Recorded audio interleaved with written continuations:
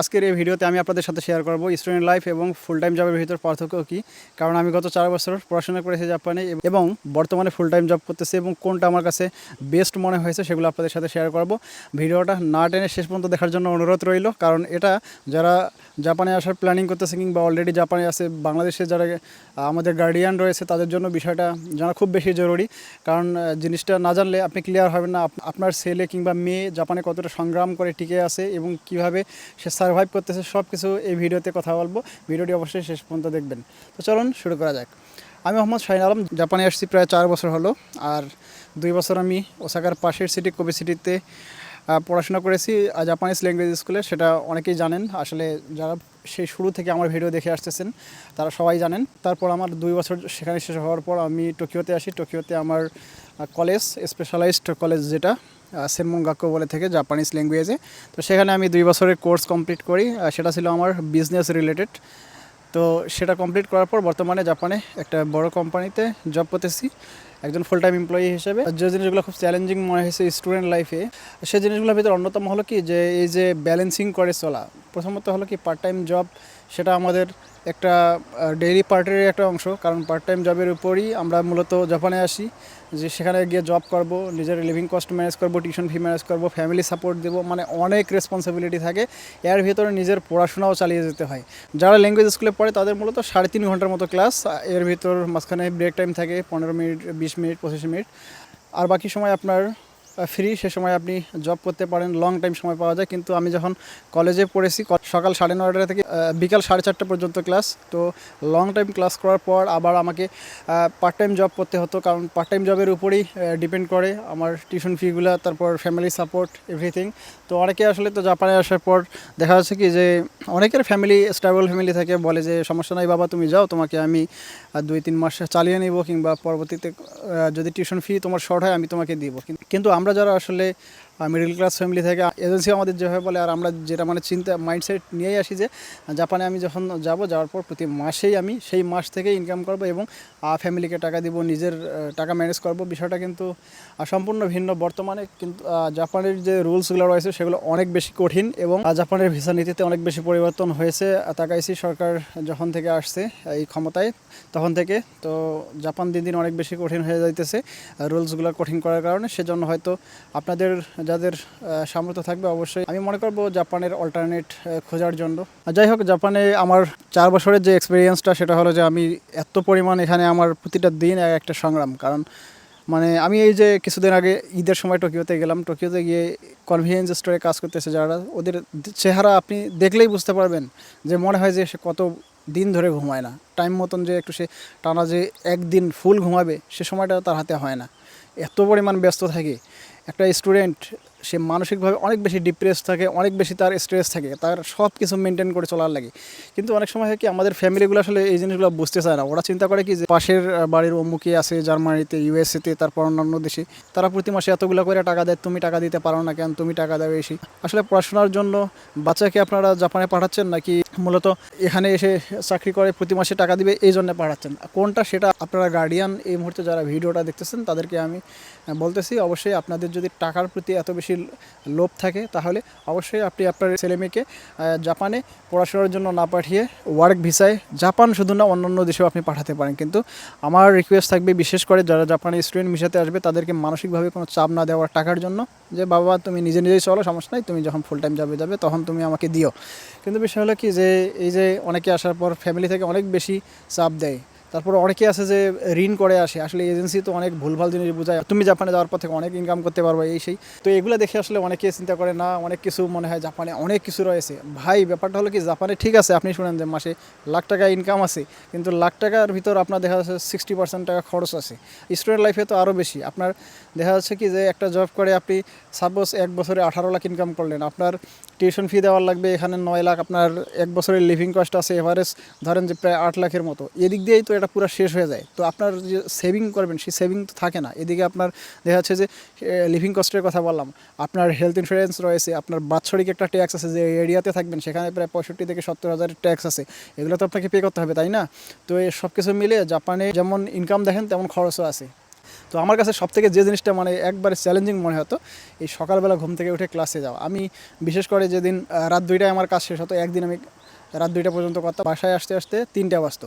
তারপর গোসল করে খাওয়া দাওয়া করে ঘুমায় যেতাম। দেখা যেত 3:30টার সময় ঘুমালেও 8টার দিকে উঠে আবার ক্লাসে যাওয়ার জন্য প্রস্তুতি নেওয়ার লাগে। ক্লাস শেষ করে সারাদিন ক্লাস করে বিকাল 5টা কিংবা 6টা থেকে ডিউটিতে ঢুকলাম, আবার রাতের 11টা পর্যন্ত কিংবা 12টা পর্যন্ত ডিউটি করলাম।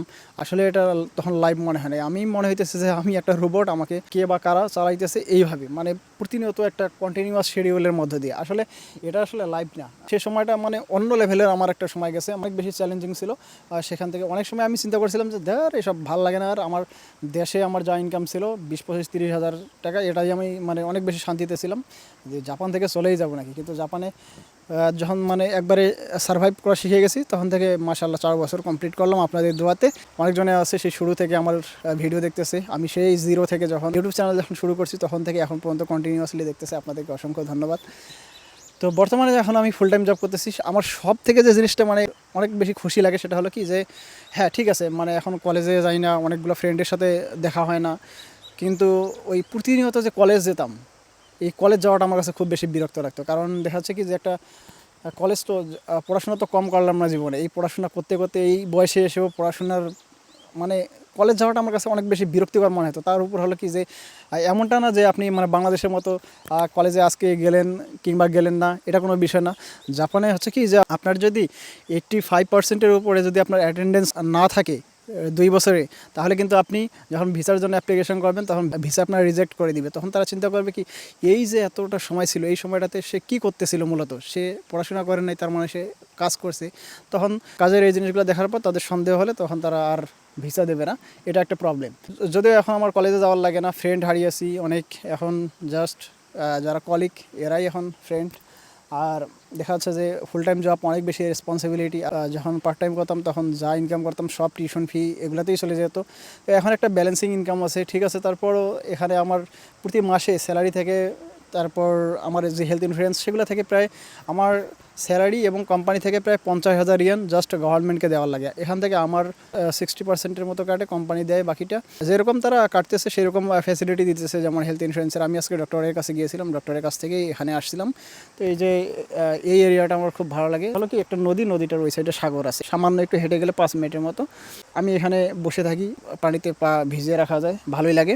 তো বিষয় হলো কি যে ফুল টাইম জবটা অনেক বেশি আমার কাছে এখন ভালো মনে হয়, কারণ 8 ঘন্টার ডিউটি। আমি যখন ঢুকছি তখন অত বেশি ব্যস্ত ছিল না, তখন আমি দেখা যেত যে মাসে আমার 13 দিনও বন্ধ থাকতো, 17 দিন ডিউটি করতাম 8 ঘন্টা হিসাবে। কিন্তু বর্তমানে মানে সামার সিজন, টুরিস্ট অনেক বেশি, সেজন্য মূলত আমার ডিউটিও একটু বেশি, প্রতিদিন 2 ঘন্টা 2.5 ঘন্টা ওভার টাইম হয়।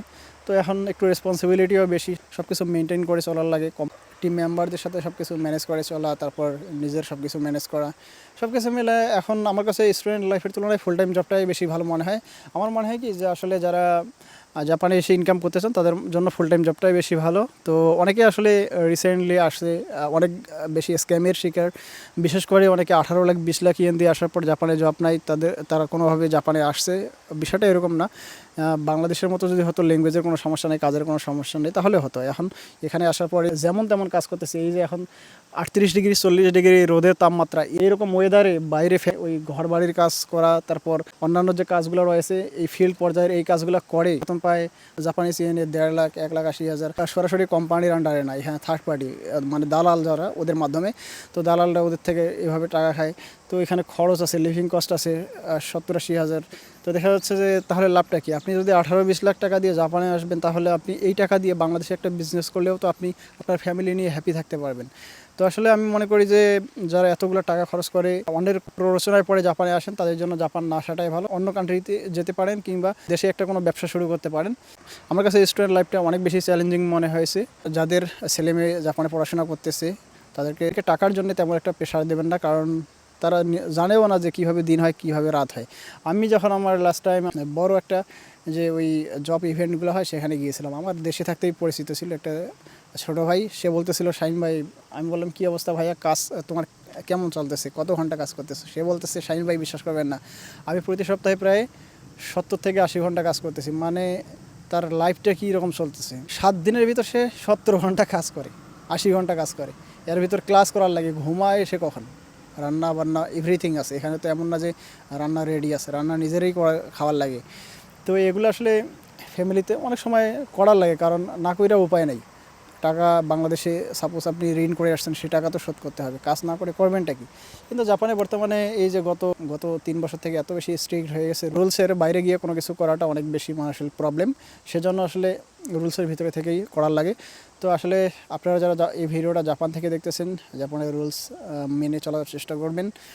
যারা পড়াশোনা করতেছেন অবশ্যই যদি সুযোগ হয় ইউনিভার্সিটিতে ভালো একটা সাবজেক্ট নিয়ে পড়াশোনা করবেন।